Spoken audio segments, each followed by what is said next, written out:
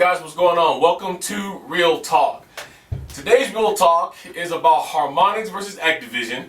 We're going to talk a little bit about if I feel, in my opinions, on the oversaturation of the market, if there is any. We're going to talk a little bit about the companies, like if they've only been doing music games versus other things. I'm going to clear it for you guys, as I've got email about it, exactly how many bands that Harmonix actually has in their company. I'm going to, for the first time, tell you the band or the game that I prefer, and I'm going to tell you exactly why that is. And we're just going to talk about Harmonix Activision. Going into E3 here is going to be a big topic, so I want to kind of get this out the way, tell you what I believe, let you guys give me your comments at the bottom, and then we're going to move on from this until some of the other games is due to come out. But before I begin, I gotta say a big thank you out to Harmonix. If you guys played Rock Band yesterday, which was Friday, I was the message of the day. I got up at about 3 a.m. I had some tweets that said, congratulations, Cena being message of the day. I was tired yesterday because I had did a bunch of stuff. I was going to get up early in the morning and play Rock Band. And at about 3 a.m. Western time, I turned it on and I was message of the day. I have pictures. I'll put that at the end of this video so you guys who you didn't see it, you can see it. So I want to say thank you to Harmonix for recognizing my hard work. This is actually better than money to be recognized by such a force in the industry and people that appreciate what I'm doing. So I want to say thank you to those guys. Also, a big thank you again to Jacob Adeo, our new banner. Hope you guys like it. Comment, let me know what you think. All right, with that said, let's move on. I'm going to talk about Harmonix versus Activision. I'm going to, we've already did Rock Band versus Guitar Hero. A lot of that's going to come back into this conversation with the new things that's going on. The first thing that you guys have to understand, and I know I'm talking to a lot of people who are what I call Activision lovers. There's probably a lot of people that's Harmonix lovers. But let's just call a spade a spade. As great of a video gaming company that Activision is, music genre games, music-based games, rhythm games, whatever you want to call them, has never been an Activision thing.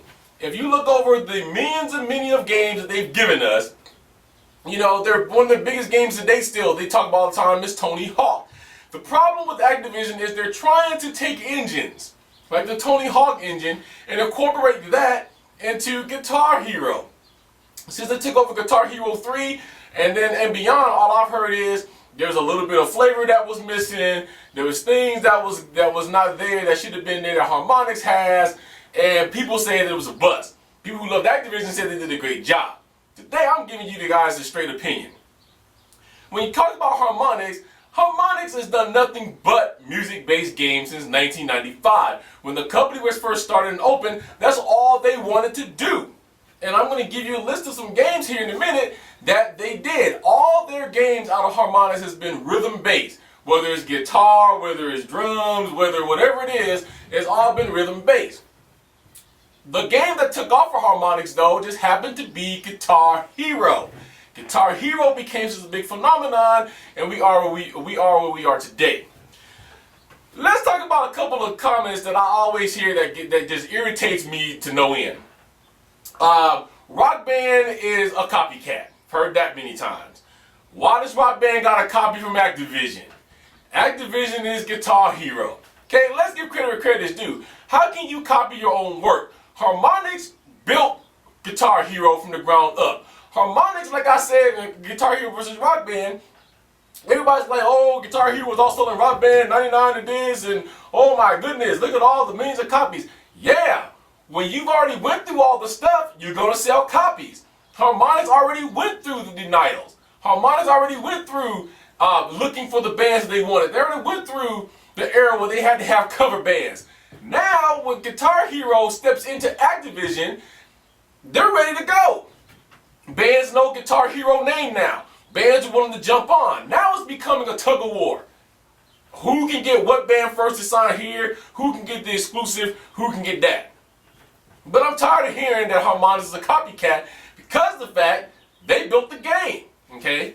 I'm just going to give you guys some stats real quick because what I want to do, I don't want to give you a whole big history. If you guys want to read about Harmonix and Activision, there's plenty of things on the web. Wikipedia does a very good job about Harmonix and Activision. But what I really want to talk about here today in this video is if we feel that the video game market is being oversaturated, and by who? The biggest controversy that I deal with email-wise now is all of the games that Activision's coming out with, and then as soon as you say they got too many games, somebody who loves Activision comes back and goes, but Harmonix is doing the exact same thing. Wow, look at all the games they're coming out with this week. So, I want to clear that up this morning. I want to give you a list of games that you guys are going to be able to look forward to this year. We're going to do Harmonix first, and we're going to do Activision second. Then I'm going to give you how many titles each one is coming out with this year. Okay?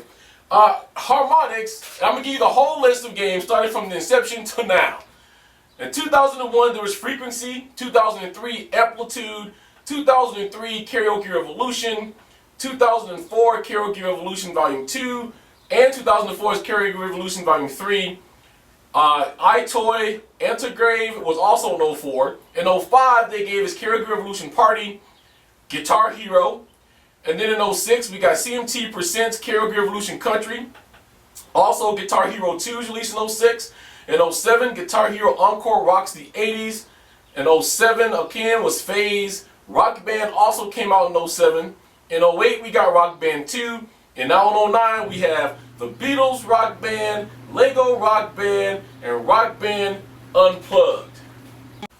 Now, to clear up one thing that I keep hearing all the time was Activision was the one who did Rock the 80s, and I don't think Harmonix didn't do Rock the 80s. Okay, I just read to you that Harmonix actually did do Guitar Hero Rock the 80s. Guitar Hero Rocks the 80s was the last Guitar Hero game that Harmonix participated in. Then they moved on and started developing Rock Band. But let's clear up, first of all, these three titles. No, they're not doing the same thing as Activision, and why? Let's look at the three titles they're releasing. The Beatles Rock Band is coming out this year in September. Lego Rock Band and Rock Band Unplugged, I think, is already out for the PSP. The Beatles Rock Band is not a rock band game. They use Harmonix's engine. Harmonix's name is on it. But from everything I know and everything I've read, this is a game that Apple Music Corp jumped in and asked MTV and Harmonix to come along. From what I also read, for all you Activision people who think that Activision just got messed over, from what I read, Apple went to Activision first. But Activision was punks. Okay? They kind of made Apple Corp feel like by giving them the Beatles catalog, Activision was doing them a great favor. Come on, people. The Beatles is one of the most sought after catalogs in the world. If you have the Beatles catalog with your name on it, they're doing you a favor. Okay? So, mainly, that isn't a Rock Band branded game. We don't even know we're going to be able to incorporate the tracks into Rock Band 2. We have no clue what they're going to do. All we know is that it's a standalone game. It's featuring the Beatles. We're going to get 3 brand new guitars. The Sir Paul guitar, which is the bass you only can get in the bundle. You're going to get a Pearl kit for Ringo Starr. And that's all we know. Everything else is on the back burner. So I don't count that, technically, as a Rock Band game. Lego Rock Band. Have you guys played any Lego games? If Lego comes knocking on your door and says, we want to make a game featuring you, you better jump on that. That's an honor. Lego Indiana Jones, Lego Batman, Lego Star Wars Trilogy, just to name a few. All of these games immortalized in Legos and went on to make millions of dollars. So Lego comes up and they ask Harmonix, hey, we want to make a Lego Rock Band game. Of course Harmonix says, what? Yes. So now we have Lego Rock Band. Once again, Harmonix's name is on it, but it's being produced by another company that they want Rock Band to be a part of. Therefore, I also cannot count that, in my opinion, as a straight Harmonix Rock Band standalone game that is trying to oversaturate the market.